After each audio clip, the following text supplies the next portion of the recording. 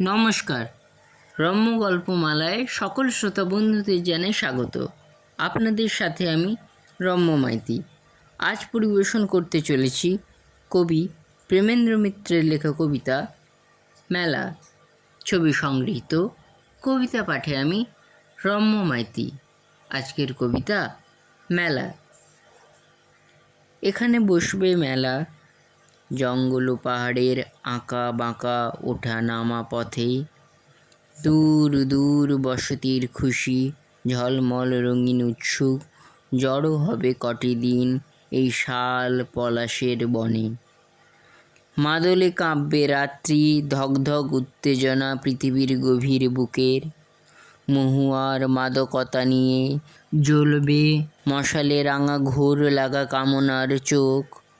ঊর্ধ্বে আর ধুলোর মেঘেতে মেশা কোলাহল শূন্য ছেয়ে থাকবে কিছুক্ষণ।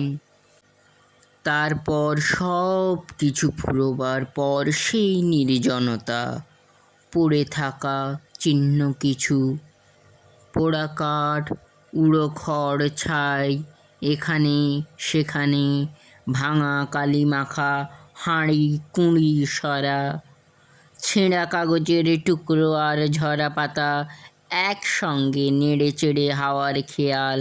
বনের মাথায় কটা মগ ডালে বার দুই নিচে, মেঘের কুচিটা দেখে হয়তো হঠাৎ তার লোভে হবে দূর আকাশে উধাও। এবার অনেক নিচে থাকবে শুধু পাহাড়ি নদীর একটানা মৃদু কুল কুল থেকে থেকে পাখিদের ডাক দিয়ে গাঁথা। তখন সেখানে কেউ আসতেও পারে একদিন, শিকারি চিতার মতো, নয় শুধু শানিত ব্যগ্রতা, ভীরু বিহ্বলতা নয় সচকিত শশকের মতো।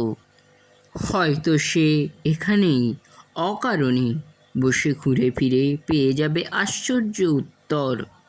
নির্জন স্তব্ধতা খুঁজে বারবার দুদিনের দুর্বার আহ্লাদে না করে হনন, বেড়া দেওয়া মাপা মাঠে কেন পোষ মানে না বসতি।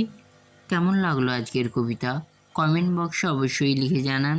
কবিতাটি ভালো লাগলে লাইক এবং শেয়ার করতে ভুলবেন না। পরবর্তীকালে নিত্য নতুন নানা স্বাদের গল্প কবিতা শুনতে এখনই আমার চ্যানেলটি সাবস্ক্রাইব করে আমার পাশে থাকুন। ধন্যবাদ।